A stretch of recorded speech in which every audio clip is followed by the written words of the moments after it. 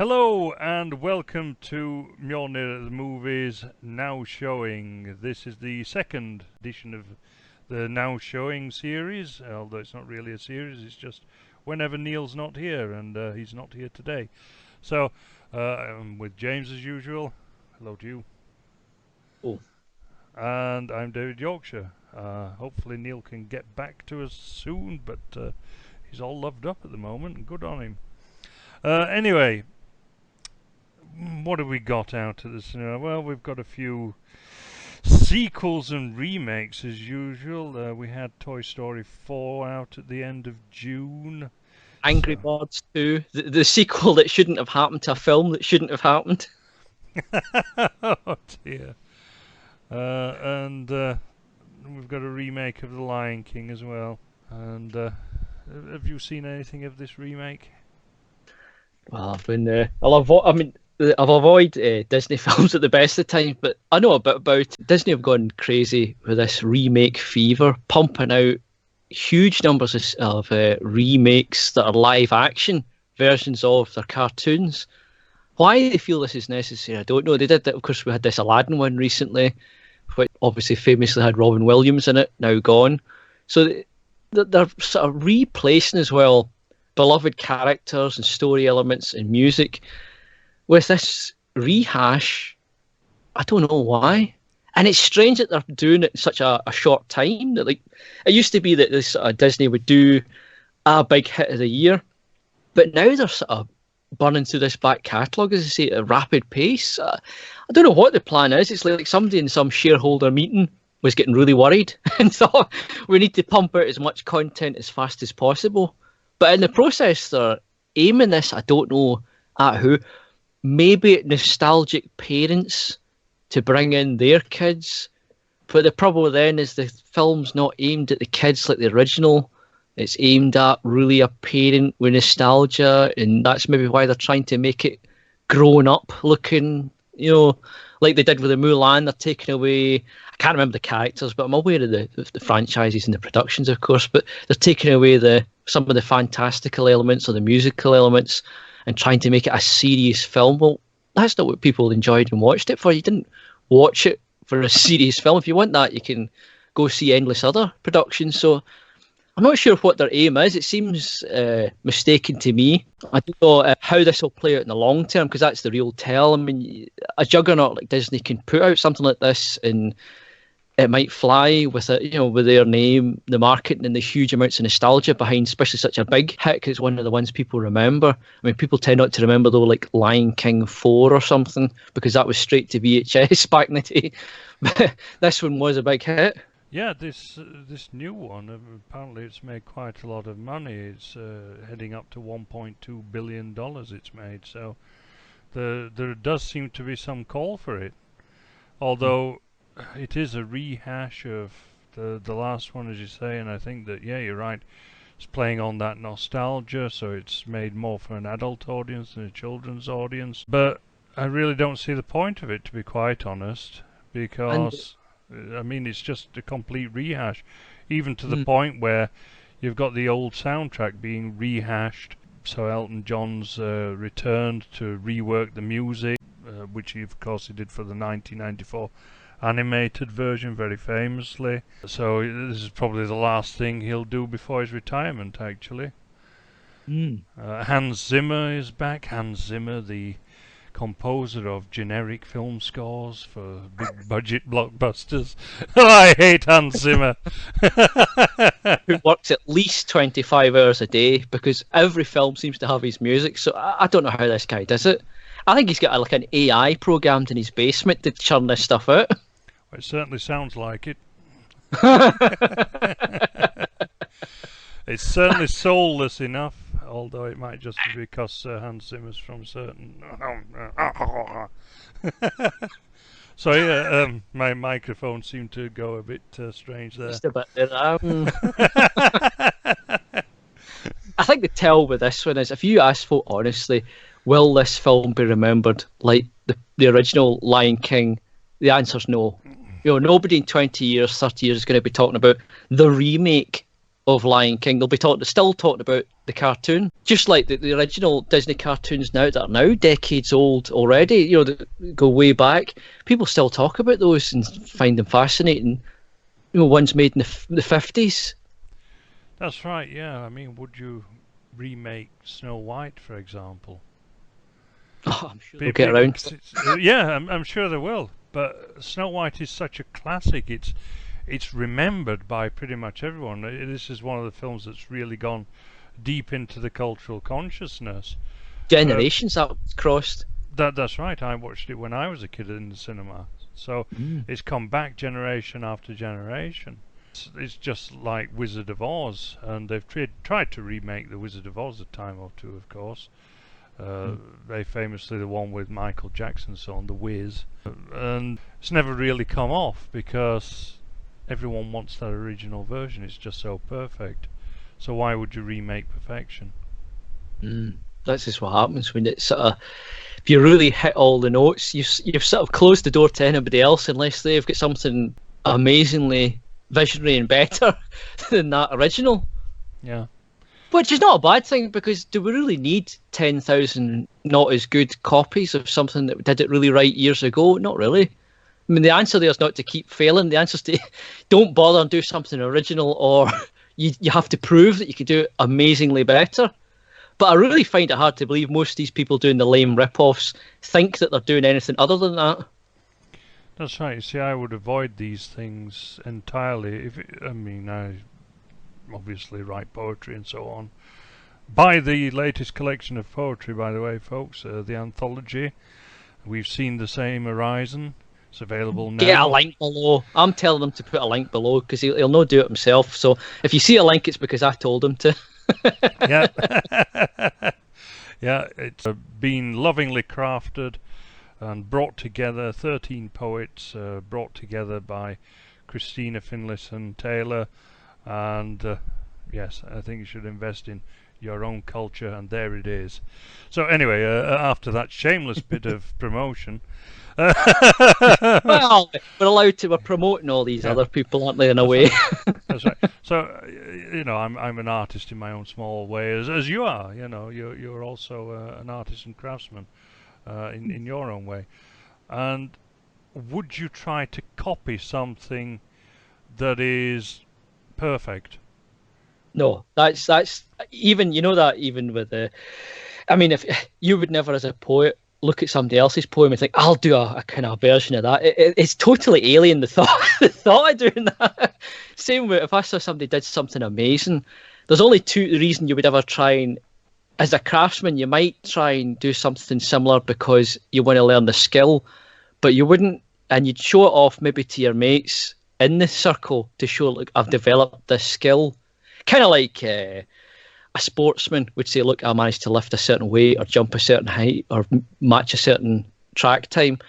But you would never have the same pride as you would at an original creation, something that followed the material. Because that's, most craftsmen will talk about, you go with the material with most of these designs. You tend not to just have an absolute set thing in plan and follow it to the end. You tend to follow, well, I work with wood, you tend to follow the wood and what appears in the wood as you're working it. Yeah, because of course every piece of wood is different, and you follow the grain quite a number of times. That's the words, yeah. It's interesting actually that we've got The Lion King with Elton John in it, because we've also got a biopic of Elton John called Rocket Man out in the cinema as well, with Taron Egerton in the lead role. Don't know what you think of this. We've had a bit of a spate of biopics, really. I tend to avoid all these biopics, same as I avoid biographies of celebrities like the plague as well, because I just think I've never had any interest in these people's daily lives when they were reported in the newspapers, so I tend not to have any interest in seeing the collected works of their gossip in print form or cinema either. The only interesting thing that came out of Elton John would be his music, so I don't really care what dirty business he got up to in the back rooms. No, well, one of the reasons, of course, that we've had this put on, like the Freddie Mercury biopic that came out earlier this year, Bohemian Rhapsody. Was it earlier this year or late last year? I can't remember which. But anyway, the reason is really to get LGBT themes out onto the cinema. This apparently is the first mainstream Hollywood film with a homosexual sex scene in it. So you can see that they're pushing the boundaries all the time of taste and decency. And I personally think that by the end of next year, we will have the first LGBT interracial sex scene in a Hollywood film. Well, there's only so many boxes left to tick, isn't there? That's right, yeah. So you've heard this prediction here first. This is my prediction that by the end of next year, this will have happened in a mainstream film.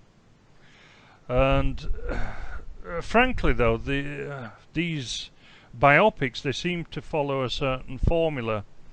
Now, Taron Egerton, he was in the biography of Eddie the Eagle about 3 years ago, something like that, I think it was.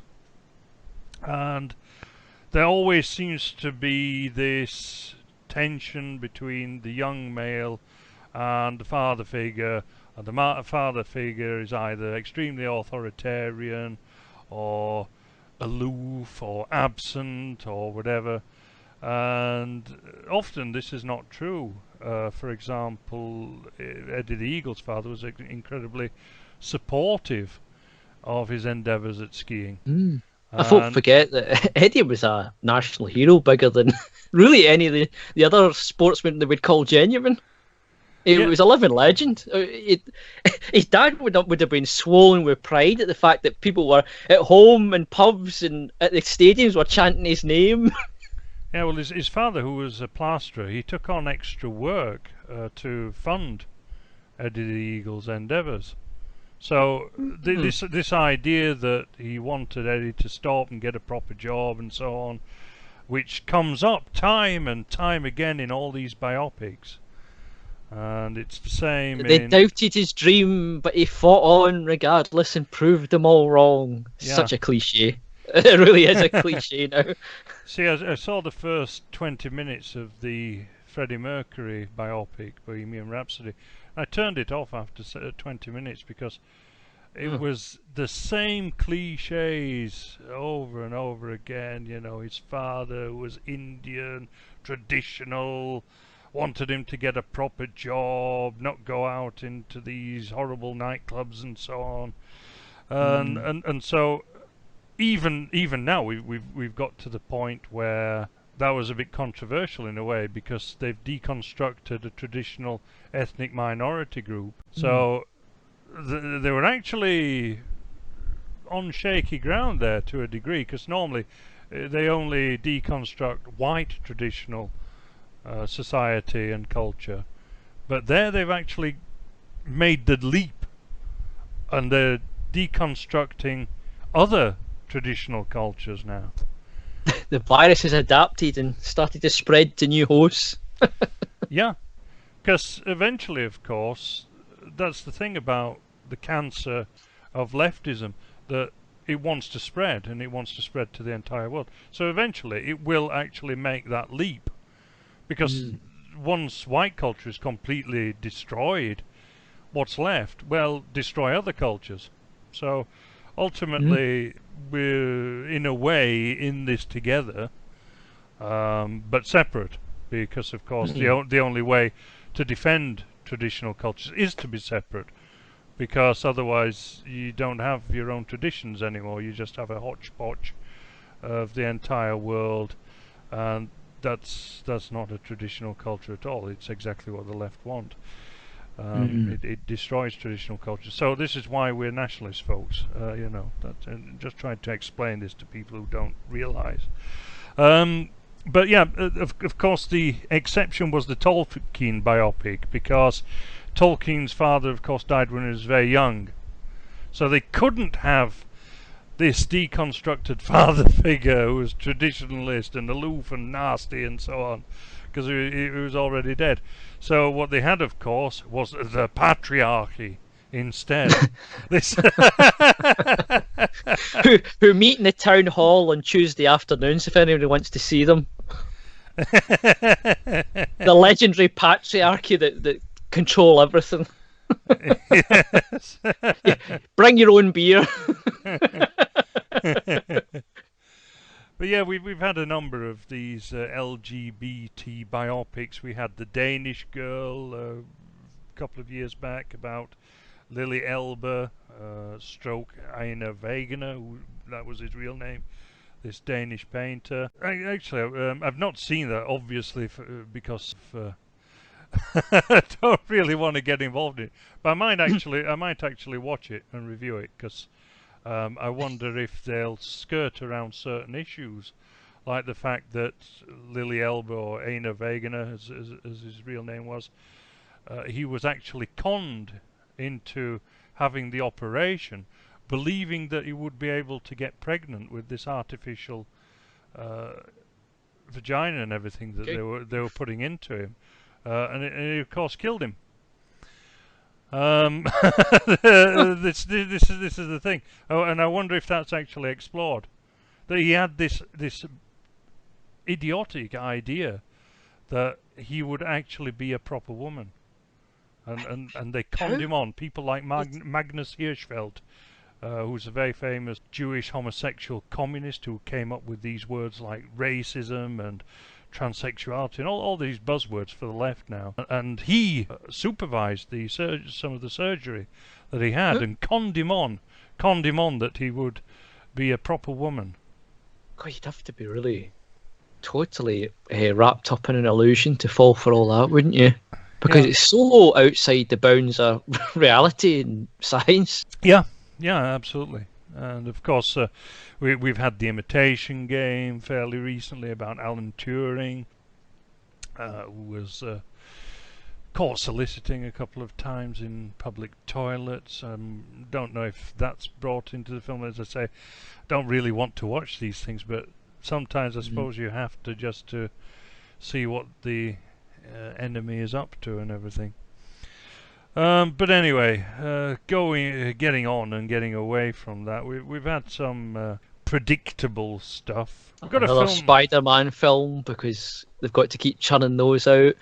This time it's some sort of, he's wandering around and there's a teen drama and it's all sorts of rubbish. You know, they've just totally lost the plot for what the Spider-Man was about. It was meant, not that I was a big fan of that genre of comics, because we had our own comics in Britain anyway, but it's lost touch with what it was, and now it's just a teen drama. Well, boring.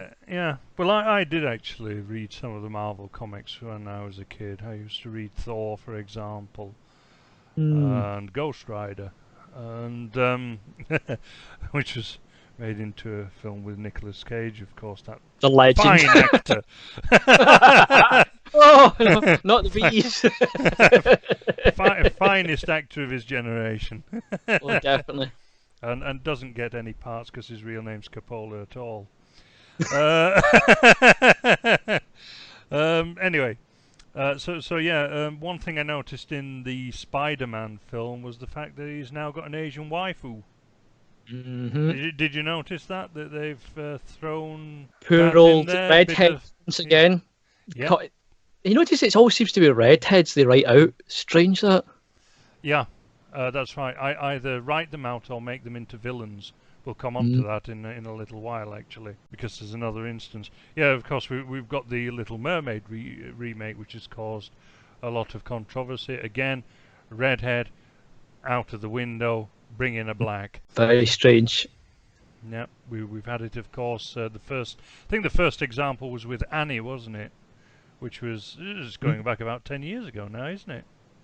That was certainly one of the more sort of prominent and infamous ones I can remember recently. But I've no doubt if somebody did some digging, they would find other instances elsewhere. Yeah. So Jollywood certainly has something against redheads. We'll come on to that a bit more in just a moment. And another, again, attempt at making something original out of something that's been done to death is a film called Crawl, which is being produced by Sam Raimi. He's not directing, though. And you have sort of two films in one, because you have this flood, this huge flood, so you have a disaster movie, But then you have crocodiles in the flood. So you have a creature feature at the same time. Are they mutant ones? No, they're just ordinary ones. Oh. But they're very hungry. Very hungry. It's not. They're just not the same. Since I watched that Australian fella put rubber bands round their nose and lead them about, they just don't seem as scary for horror films now. No, it's a shame that Steve Irwin's not alive, so he can dive in there and tackle them and so on. Well, that's it. If there was a disaster with him, you just send him in, you'd be fine. Yeah, fortunately, he was stabbed through the chest by a stingray a few years ago. So that was the end of him. Anyway, he was always all right with the crocs, but the stingray got him. So there you go, folks. Beware of stingrays. Yeah, another film. There's been a horror film with them. That's a thought. Has anybody done a horror film with them yet? No, that's true. I'll tell you what. No one's done a horror film with jellyfish. Jellyfish are the most dangerous creatures in the world. Surely somebody's done one. Have they? I can't think of one. I can't think of one. No, as far as I know, no one's done a film about jellyfish. But the problem is, of course, that it's not horrific. You know, you just kind of go "Ugh," and die. There's no blood or gore or anything like that. So that's probably why no one's done a horror film with jellyfish. Maybe, but I know with the whole shark genre. I mean, there's a whole genre of horror with sharks and creature features, but they've tapped out all the kind of weird stuff like hammerhead sharks, goblin sharks. Every weird, obscure animal in nature is in a horror film. Yeah, or my favourite, Sharknado. Oh, God bless them for producing that. A whole series of them. A whole series of them. I once actually met one of the extras who was in Sharknado. Yeah? He was very proud of it. He was very proud of it. I could kind of appreciate that because they just make it and ham it up for laughs. That's right, yeah. And of course, in later sequels, they got in David Hasselhoff, didn't they? I remember. You know, if you want a cheesy film and make it just that bit cheesy, you throw in David Hasselhoff. Oh, of course, that's your right. I actually think he really does make a film. I like a number of sort of oddball films that he's been in, simply because he has that kind of screwball character to him. He does play along as well. Was it Kung Fury? Remember that crowd-funded film? Yeah. I think it was. He played along with that quite happily and did all this advertising for it and trailers and things. So he does seem to be a good sport for it. The first film I ever saw him in was it's a film called Star Crash, which not a lot of people have heard of, and it's basically a rip-off of Star Wars and all that. But oddly, it's got a very big name in it, in Christopher Plummer. I don't know what the hell he was doing in it, but and he really hams it up in that film. But anyway, check it out. He must have known what he was in. Yeah. Check it out anyway if you've never seen it. Star Crash. It is like the best worst movie you'll ever see in your life. I've heard of that happening with the old. There's a bit of a kind of revival of them and kind of nostalgia for them now. The old FMV games that were sort of came out for consoles, PCs years back with CDs were new. A lot of them got famous actors in them because they thought, this is the next big thing. Of course, it turned out not to be, as we know. But if you watch any of them, it's obvious that the actors are hamming it up, and there's some absolutely fantastic ham acting in some of them where they've turned it up to 11 and they've just had a lot of fun for the whole production. Because they must. And I'm going to wonder, did they realise? Maybe they realised that the directors of these media were so new to the field that they had no clue what they're doing. So they thought, I'm going to egg this up and egg it up and see how bad I can do it before they'll notice. And they probably just got all the way till it was like a worse than a school panto with these famous actors. And they must have just thought, I can get away with anything. And they just did it. Because some of them are. Oh, there's some famous names in some of them. I think Ripper is one of the ones that's most famous. You'll see some actors in that one, and it's Well, they'll know the people that know it will know the quote when I say it's unfucking believable. I'll have And to the folk that have seen it will be laughing at that quote. They'll know what I'm talking about. I'll have to look into that then, because I haven't seen it. Another film that's out, and I'm going to come back to this redhead thing. This is a film called The Kitchen, and it's basically another one of these girl power films, and it's starring Melissa McCarthy, of course, who was in the awful Ghostbusters remake with an entirely female Ghostbusters team. The one they try and forget existed. That's right. Melissa McCarthy's the tubby girl. That's just the trouble. They were so forgettable. That's the only way you can remember them. Yeah, but The Kitchen, it has the premise that basically they're the girlfriends of, wives, I should say, the wives of Irish mobsters, and the Irish mobsters are put into prison, and these wives, they decided to carry on the thing. One of the Irish mobsters' wives is black, of course. Just throwing in the diversity in there. So you've got this black woman called Ruby O'Carroll. Oh, fuck's sake! Well, because they did that with Gangs in New York, didn't they? They had all these extremely xenophobic ethnic gangs, which were bizarrely mixed. You think, well, wait a minute, how can you have a gang that's, really hardcore Irish or Anglo or whatever and hates the other one, but yet, they end up mixed and diverse? It's bizarre. It makes no sense whatsoever, does it? I've never actually watched Gangs of New York all the way through, because I just cringe and go, oh, this is so fucking ridiculous. Well-known Scottish comedy actor that's in it, so I remember that. Probably no one else listening will know him because he was in Tune the Fat and Still Game. Oh, I know what you mean, yeah. The wee fella. Yeah, the wee fella, yeah, that's right. Yep. Yep, Jack, he plays, I believe, Still Game. As opposed to the big man. That's it. Big man and the wee man. You've got to have that for a double act, haven't you? It's traditional.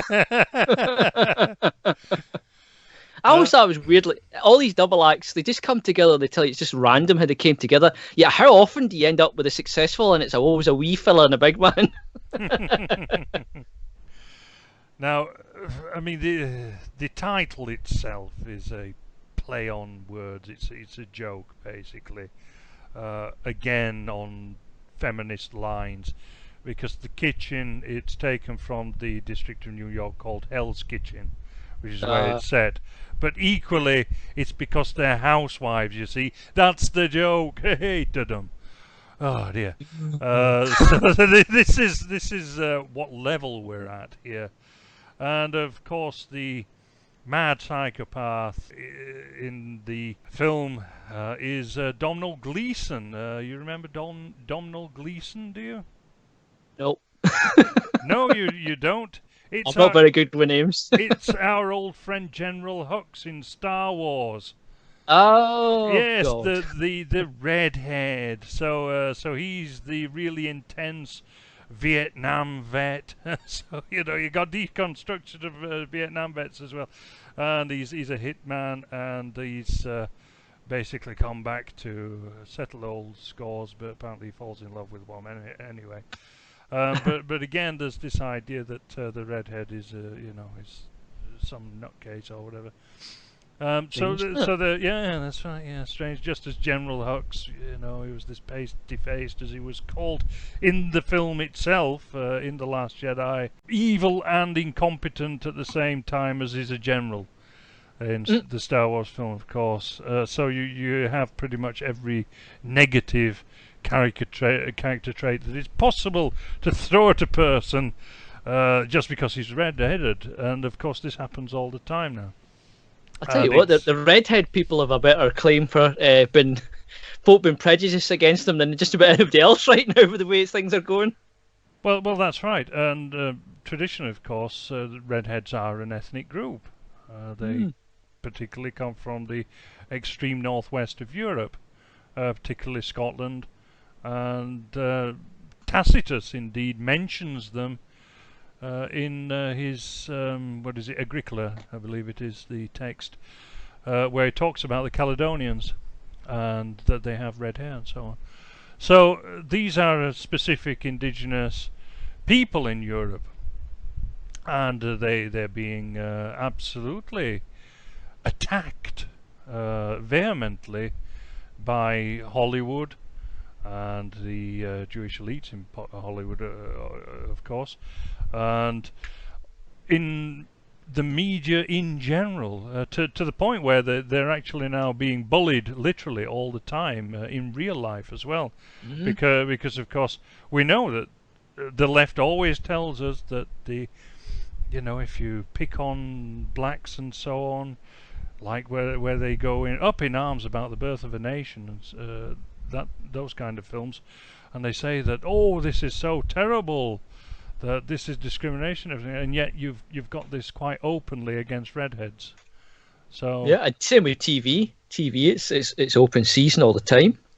You can make all sorts of jokes that you'd never get away with if you mentioned about some sort of ethnic minority. Yep, in Doctor Who, for example, when he just transformed, I've forgotten which Doctor it was into which Doctor, but he looked in the mirror and he said, I'm not a redhead. What's all that about? So, when we talk about racial discrimination and everything, there is a distinct prejudice and attack on redheads in cinema and in the media in general. So we've got two things in there. We've got a stereotypical feminist narrative again. Sisters are doing it for themselves and all that kind of stuff. So that's about all there is to say about that one, really. Once upon I never got the whole upset, the idea of being in the kitchen, when obviously so many men enjoy cooking as well. I mean, you think of most of the world's famous chefs, well, they're men. So that this idea that it's only women that were forced into the kitchen or something, it can't be true, can it?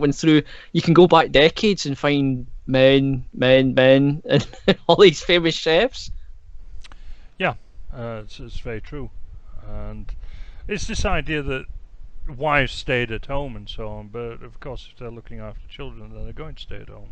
And it's got to remember that looking after the home before things like the washing machine especially came about was actually a full-time job. They weren't told to go home and they wasted their time locked in a house like the Princess in the Tower. It used to be that was a full-time job. I mean, to do laundry before washing machines was a massive job. Especially with a large family, that would be a massive job. It was non-stop work. Well, I personally think that one of the reasons that this narrative has been portrayed is the fact that people are not. It's gearing them away from the real issues that have come since industrialization. You see, before industrialization, we had cottage industries and so on, where households worked together.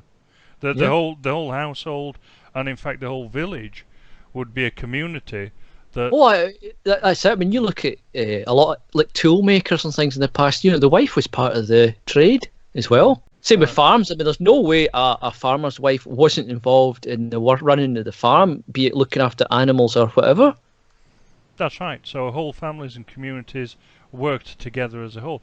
And of course then, with the advent of industrialization, we had the building of factories, the undercutting, price-wise and so on, of the people who were making things traditionally, because it could be done industrially much cheaper, which forced people to move to towns, and it forced the men and also women into the factories and so on, because of course you needed two wages, because people were paid so poorly.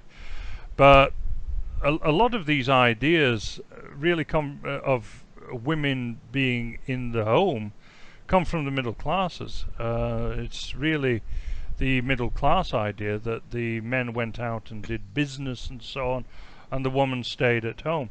It's only in this bourgeois class that particular narrative happened, because everybody else, of course, was too busy. They had their hands full and stuff. Of course, the problem that the bourgeois woman had was basically she had nothing to do because maids looked after the house, and That's it. they had servants to do everything, and they had nannies to look after the children and so on, and au pairs. And so these women, of course, were bored out of their minds.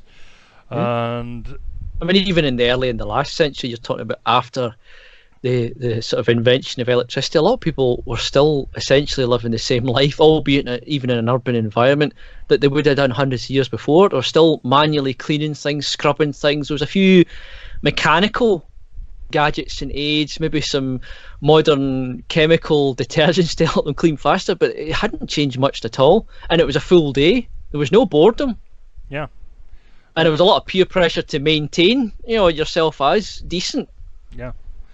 And so a lot of these problems in both cases, so industrialization came from the bourgeoisie, and then the idea that women had it so terrible also came from the bourgeoisie, from people who were too comfortable and bored. And then they sort of picked people who didn't have it easy and basically agitated them.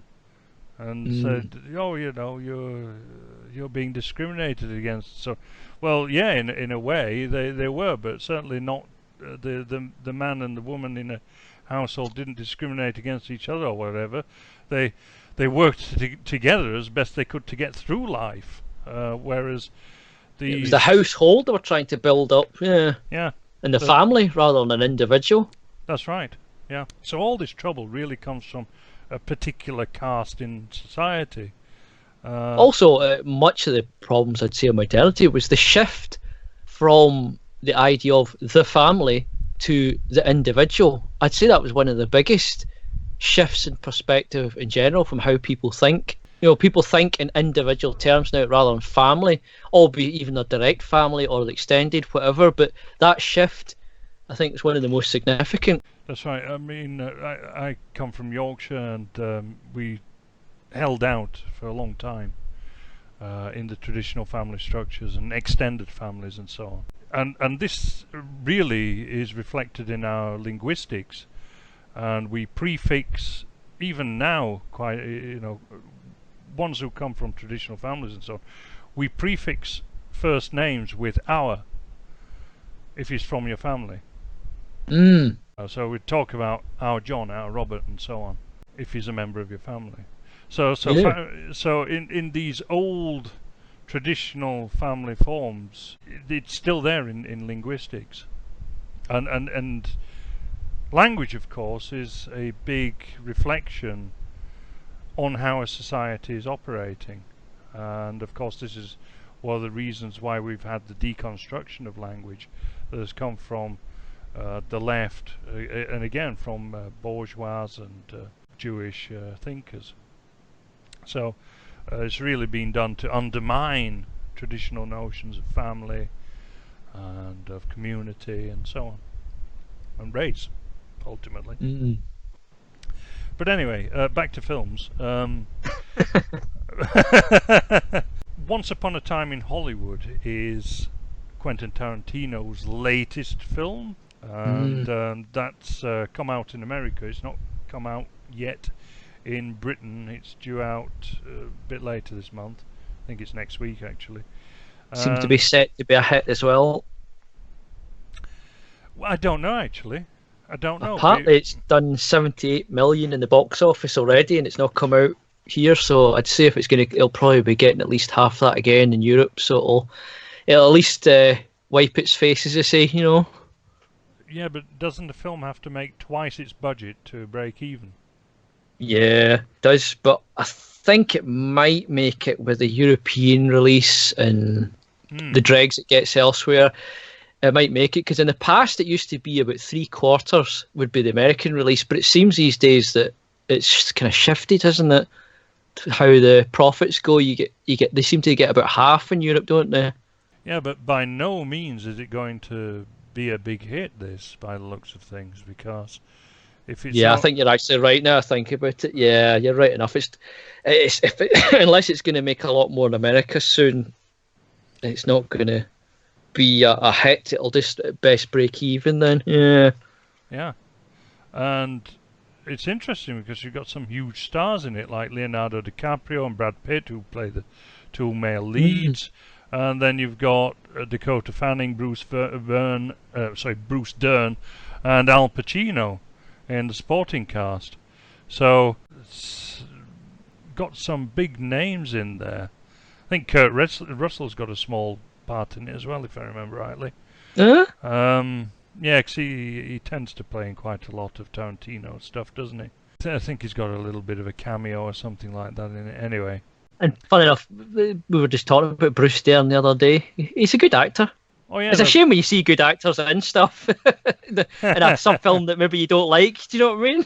Yeah, that's right. He's always plays kind of strange, oddball characters, doesn't he, Bruce Dern? Yeah. But this is it's an interesting film in a way, because it's a film about film, which is often a case with Tarantino films. But here it really is about film life and so on, and making films.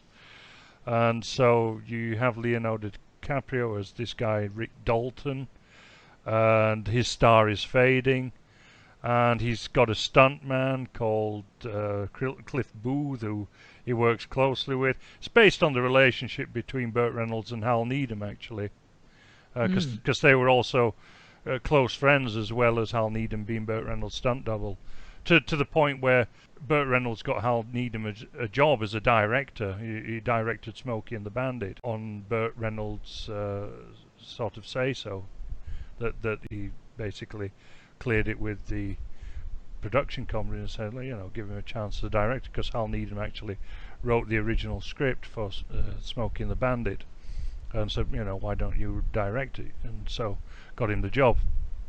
And so then he became a bit of a directed the Cannonball Run and those kind of films, which Burt Reynolds also starred in, of course. And so they had a very close relationship. But in this case, it's really the story of this guy who is a lot less lower version of Burt Reynolds, and he's a guy who almost made it big, but he didn't quite make it big, and his star is fading, and he has to get rid of his stuntman and so on, and basically say, I'm sorry, but I'm not going to have any more work for you. But this is in the backdrop as well of all the Hollywood set of that time. So end of the 60s, early 70s, we were talking that kind of time.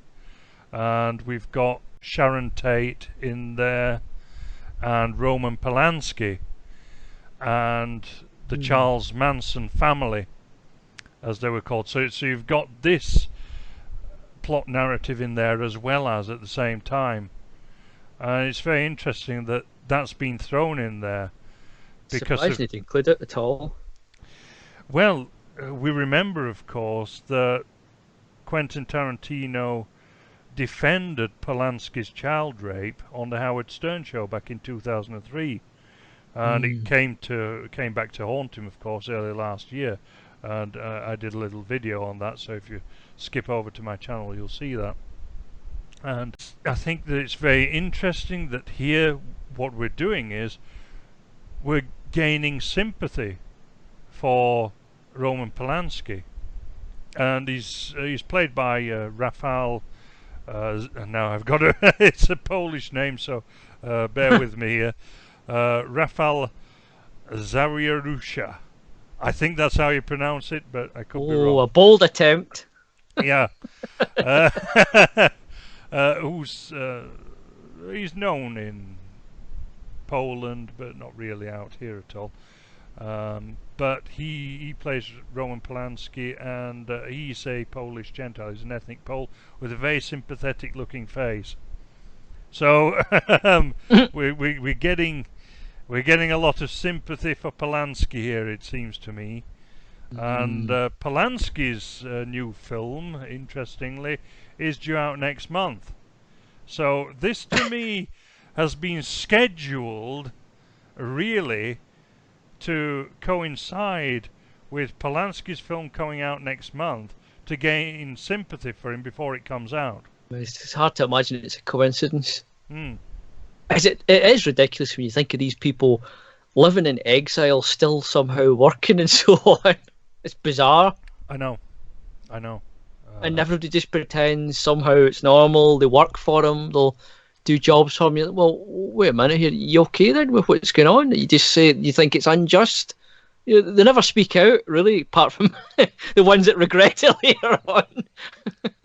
Yeah, I mean, there were all these people involved in that Me Too campaign. Ewan McGregor was involved in that Me Too campaign, and yet he starred in Roman Polanski films. Yeah, so this is it. You can't have it both ways. I mean, at some point, it just makes them out to be liars and hypocrites. That's right. Now, Polanski's film, which is coming out next month, as I say, is a film about the Dreyfus affair. It's called An Officer and a Spy. So, we're going with the spin again, are we? Yeah, we're coming up with the old anti-Semitism argument. Oh! Yes.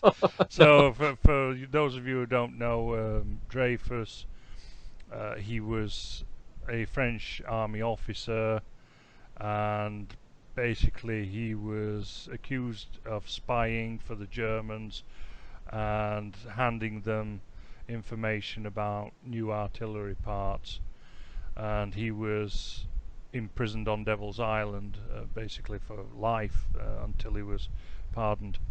But it's like it's every single time, every incident with them, there's got to be some TV movie or a Hollywood movie protesting their innocence. Is there a single case where there was a legitimate conviction?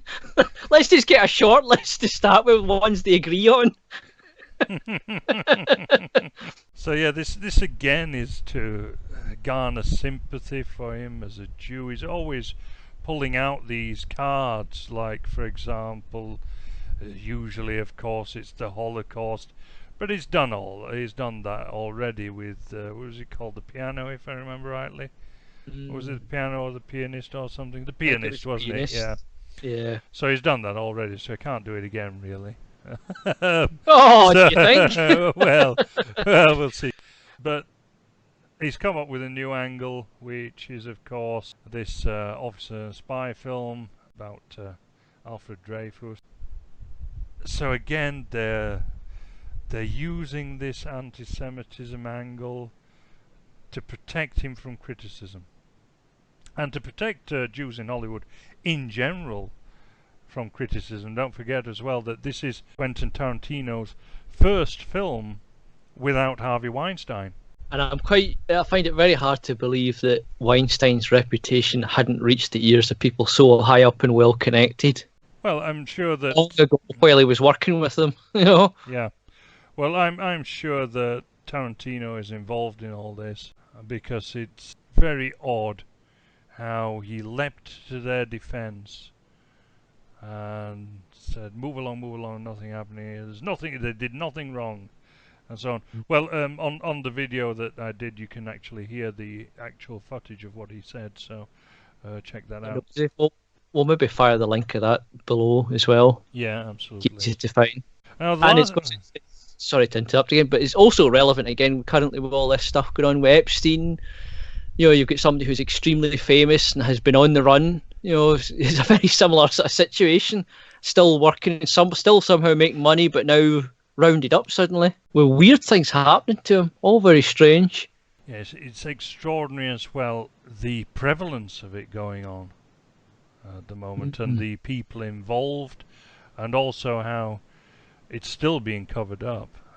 Will we see Prince Andrew investigated? I don't think so. All these people that were going to his island, and then suddenly, somehow in this max security prison that has people sentenced allegedly, or facing possibly a death sentence, get to wander out and beat them up in a cell and stuff. It's bizarre. I find it hard to believe that these kind of prisons, that you just get the run of it without somebody allowing it to happen. And of course, these people are controlled.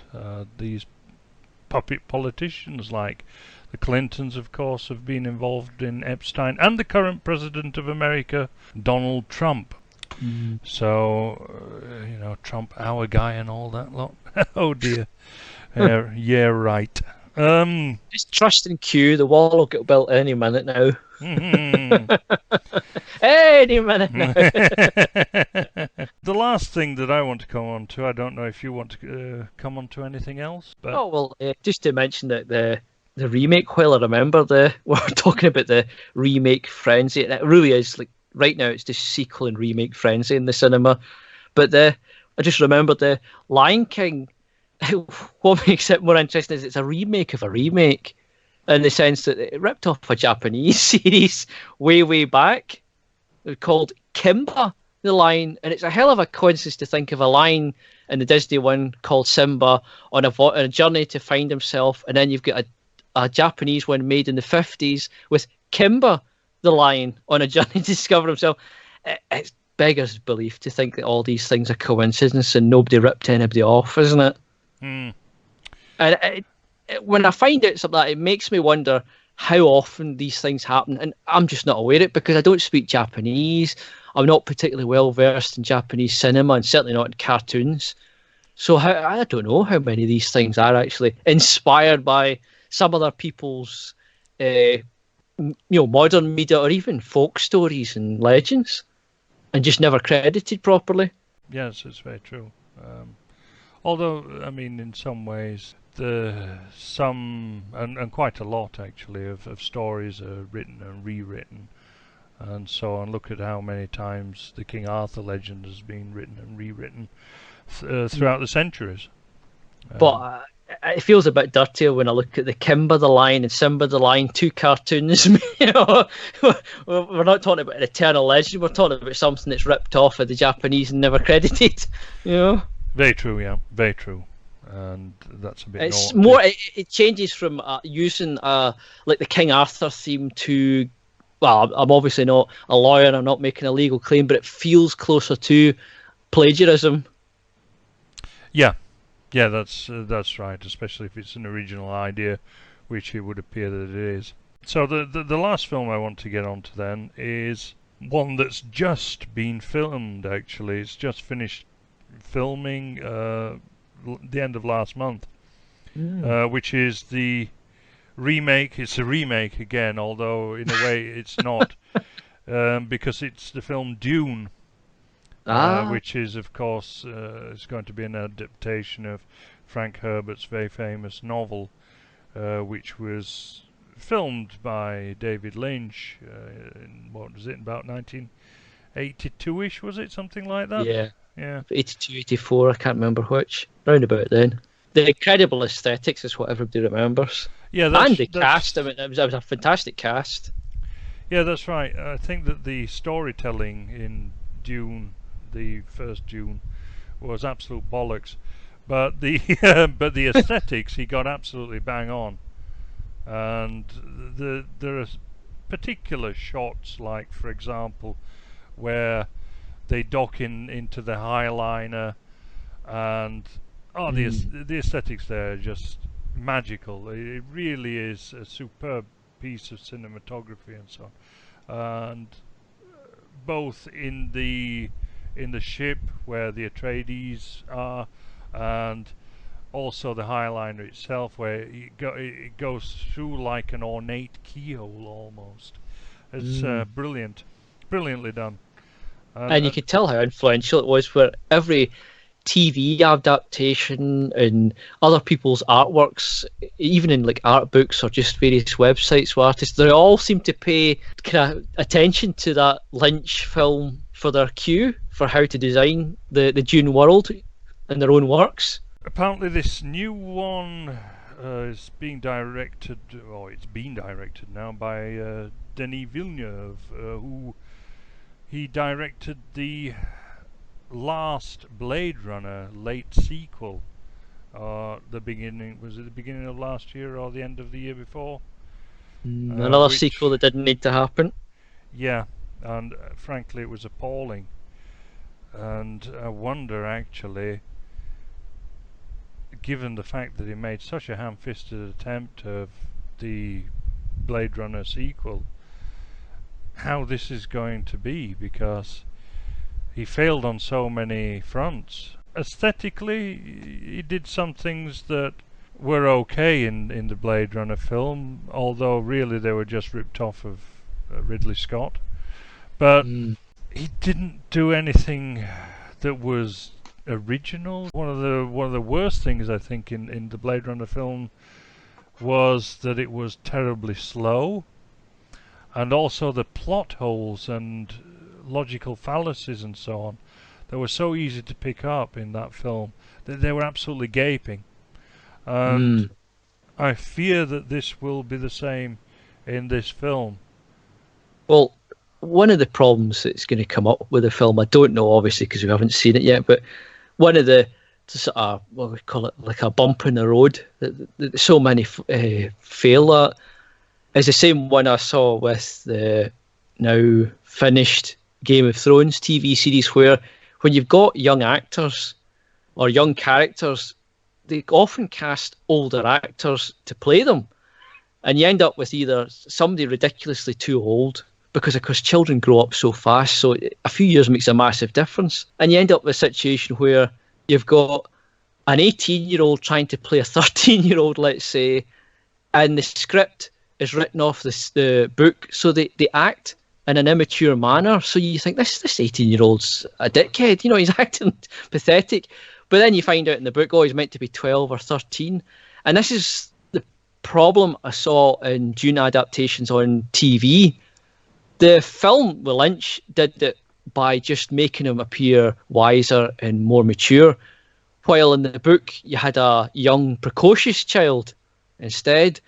In the TV adaptations, they had an older kid, an older man, I should really call him. He was a man by that point, the actor. They had a man, but he was playing a kid in the earlier scenes before he sort of matured through the disastrous experiences in the Dune film, Dune novel.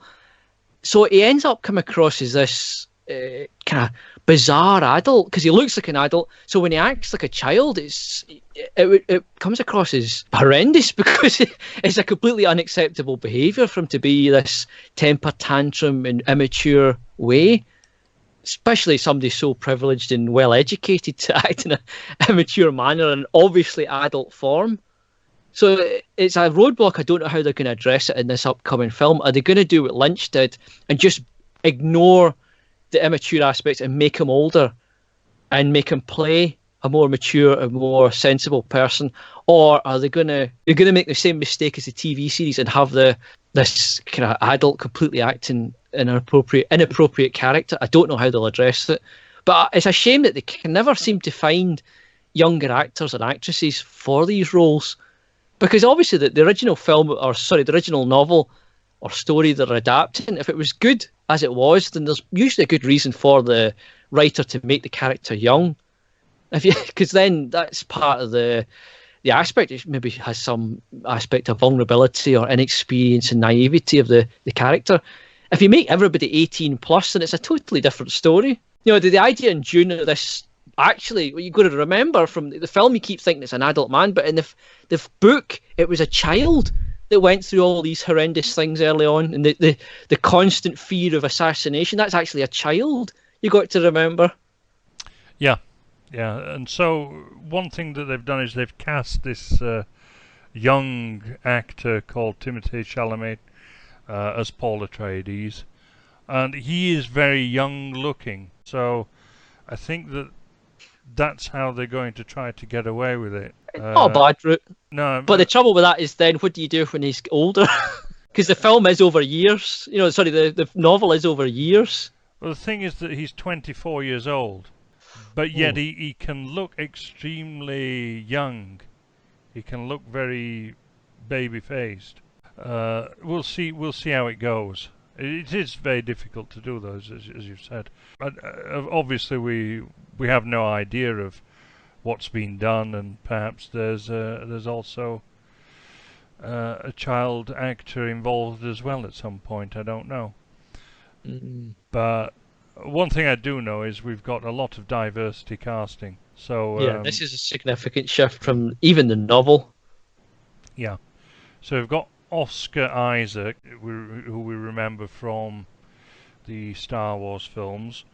and he's playing Leto Atreides, and of course he's a Heinz 57. He's all sorts. And then we have his wife is very Nordic looking. She's Swedish, Rebecca Ferguson she's called now, but her maiden name's Sundström. And so you have that, interracial thing, which is absolute nonsense in Dune.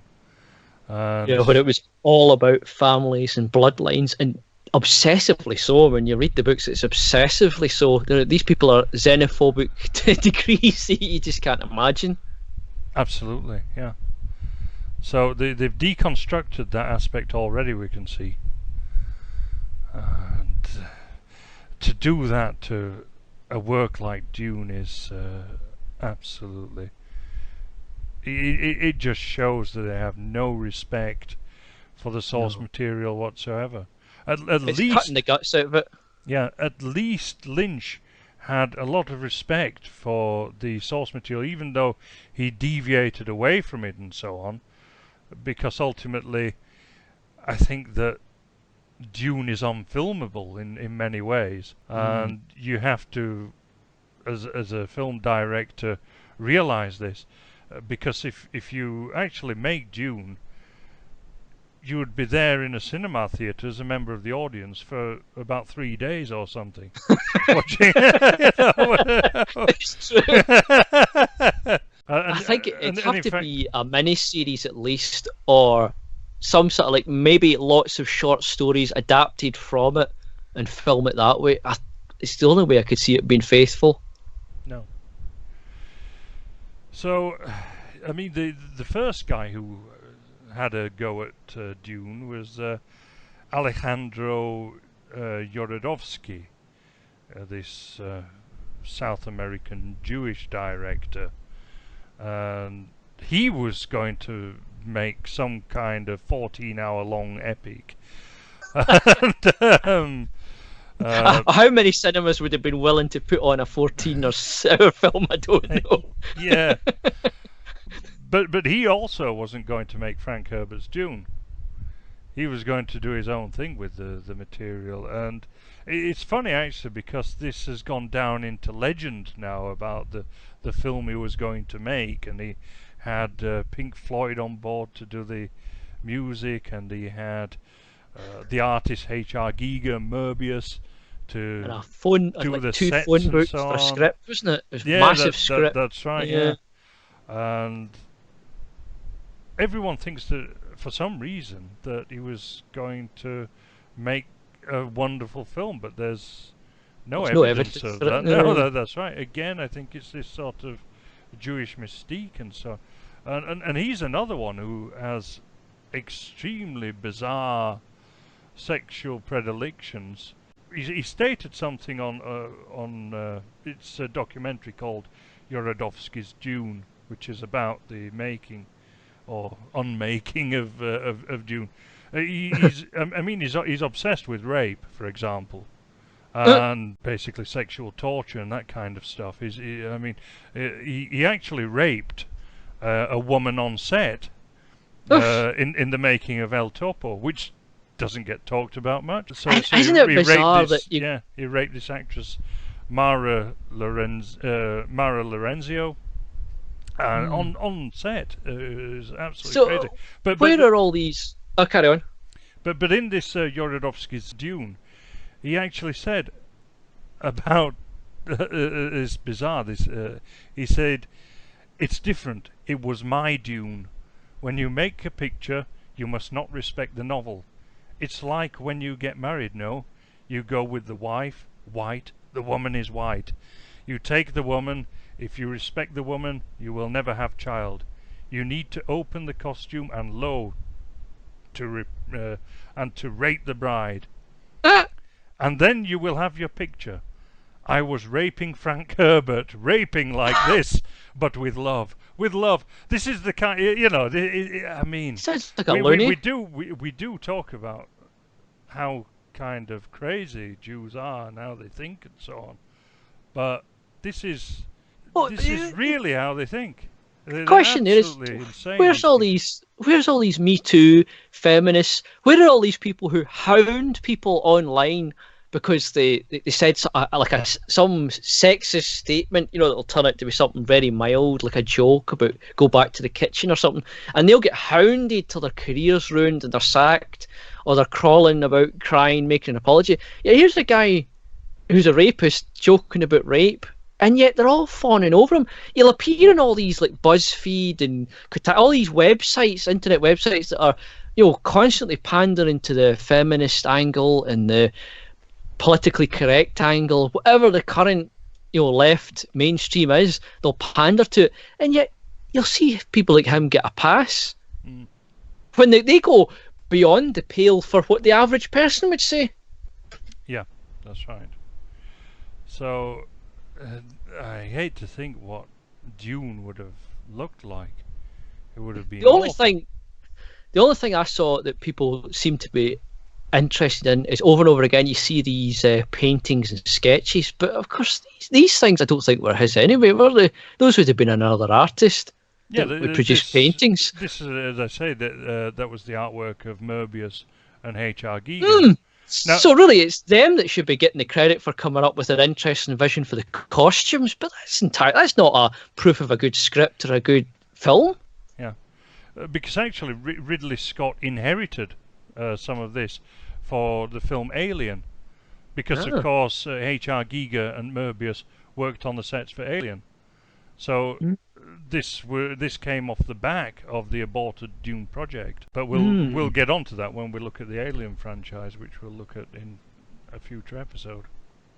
But yeah, it's interesting how these things are connected.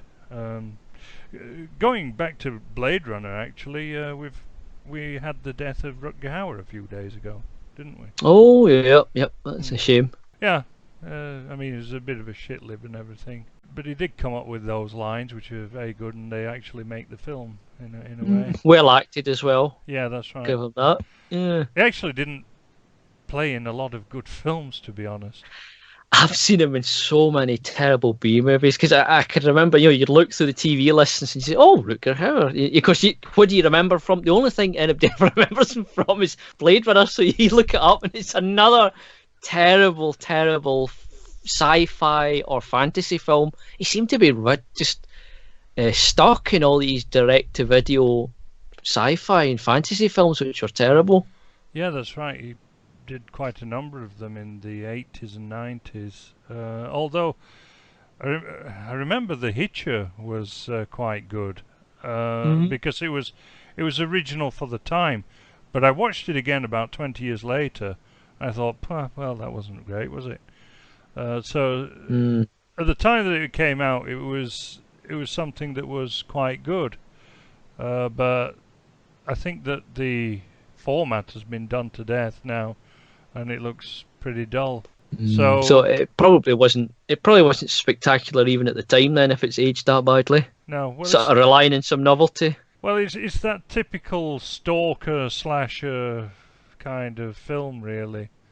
It has that particular narrative. It's been overdone now, and there's nothing original to it, and you just look back and there are a few bits of black humour, but all that's been done to death, really. So yeah, Rutger Hauer did one good film, really. I